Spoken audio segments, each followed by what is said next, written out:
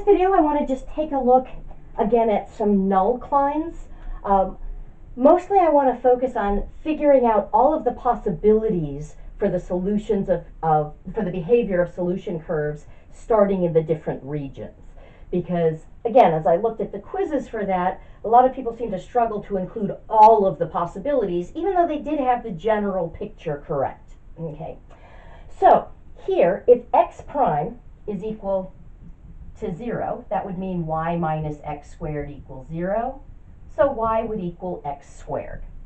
So I know what that looks like. That's going to be a parabola like so. And if that's an x nullcline, that says we are not moving left or right. So I know that along here I'm going to have vertical tangents. Now I can draw in little vertical line segments to indicate that. Once I've found my equilibrium points, I'm going to replace those little vertical lines with arrows so that I know whether we're going straight up or straight down. But I know that there's no horizontal change at those points. Okay. All right, I'm going to color code. So if y prime, whoops, that's not a very good color. If y prime is equal to 0, then y minus 4 equals 0, so y would equal 4. So that's going to be just a horizontal line at height 4. Okay. And there, y prime is 0, so we're not going up or down. So we're going to have a horizontal tangent at that point. Now, not super helpful to draw in a bunch of little horizontal line segments because they don't really show up very well on a horizontal line. But I will be checking in a moment to see what are the directions of the arrows that I will have. Are we on the different sections of this line going to the left or going to the right? Okay. Now, where the blue line intersects a green line, those are going to be my equilibrium points. So there's one here and there's one here. Okay. This would be the point. I know the y value is 4, so the x value here must be -2, and this must be 2, 4. So now I can see that basically breaks up each of these nullclines into 3 regions. On the y nullcline, I've got this region that's to the left of this equilibrium point, the region in here that's between the 2 equilibrium points, and then the rightmost part. Now I know that along this y nullcline I'm not going up or down, so if I want to know what direction I'm going, I need to see what's the sign of x prime. So if I were over here, let's say I plugged in x equals -3 and y equals 4, I would get 4 minus 9. That would be negative, so I know that we'd be moving to the left over here. Okay. Now, in between here, let's plug in 0, 4. That would give me 4 minus 0. That's positive. So in this middle region, we're going to be moving to the right. Okay. Over here, let's plug in 3, 4.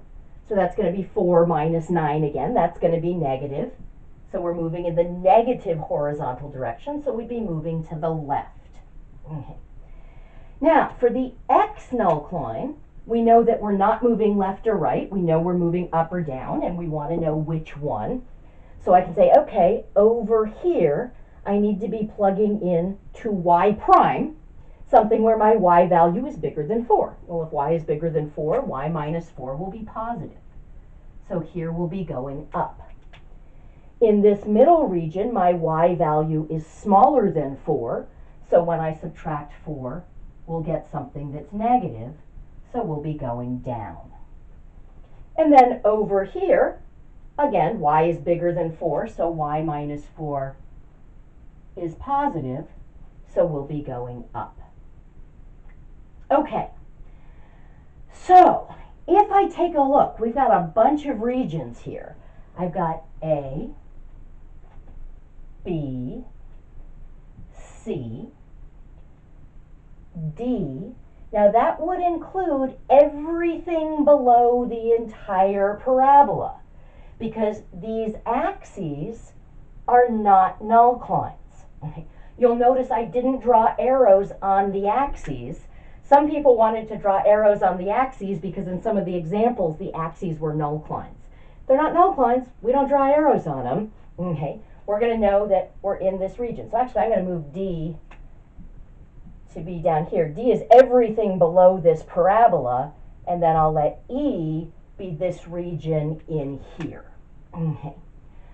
All right.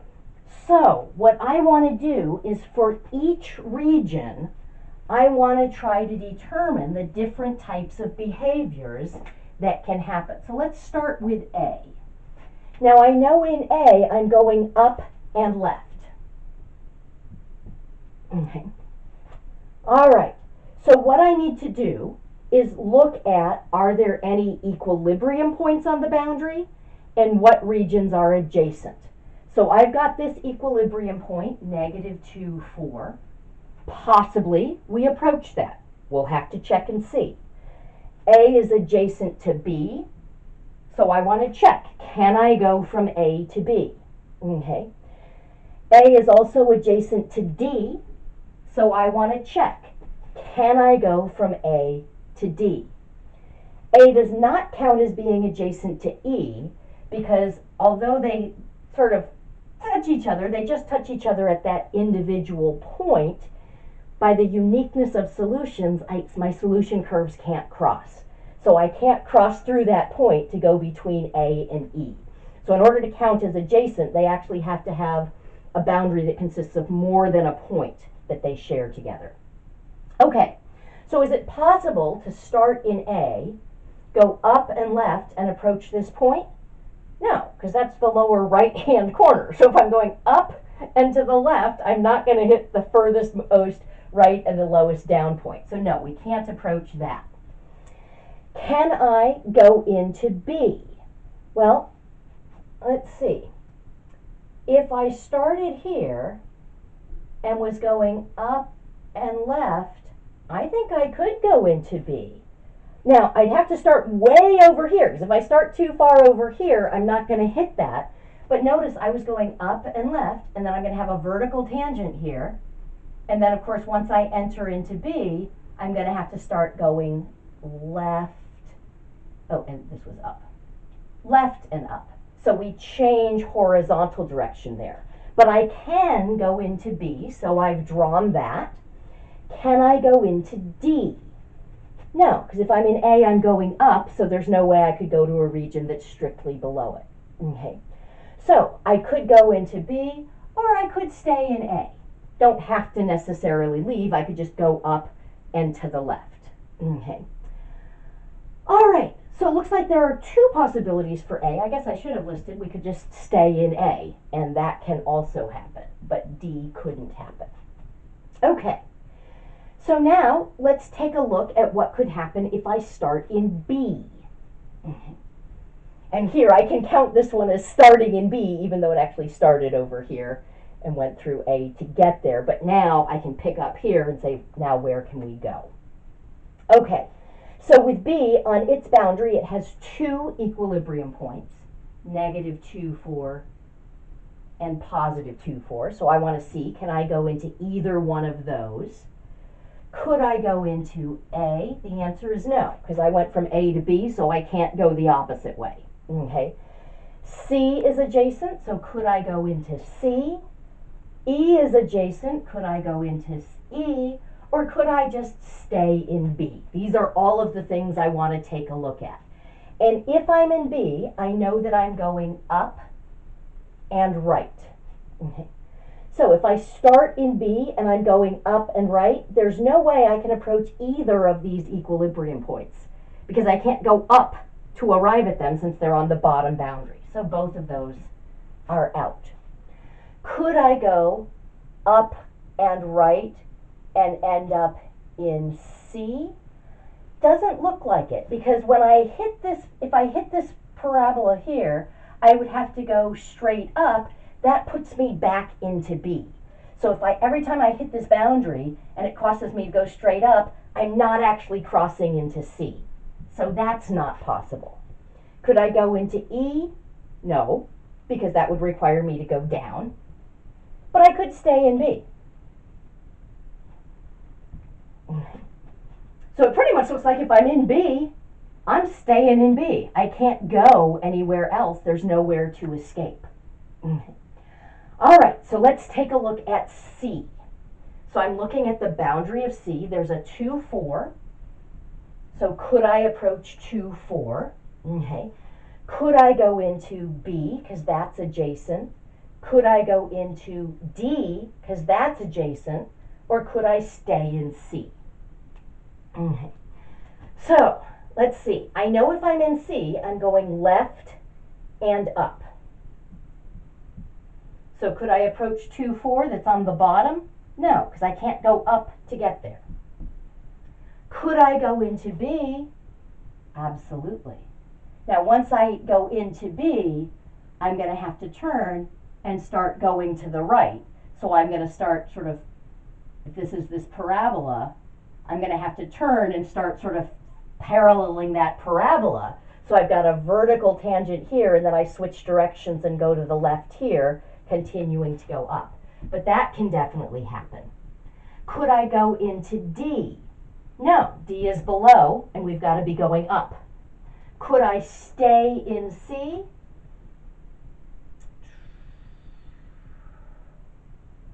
If I've got to continue going to the left, and this is moving to the right as I go up, I'm thinking we're going to have to hit that eventually, that I can't sort of turn away from that, because I'm not, could I do something like that?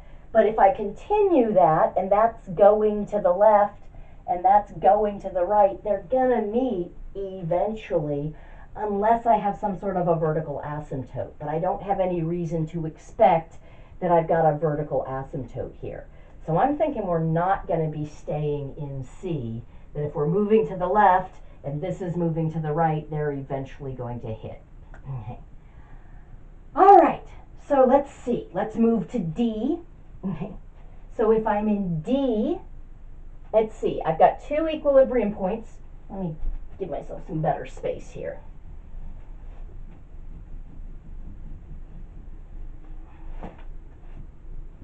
Two equilibrium points on the boundary of D. Okay. And D is adjacent to A and E and C.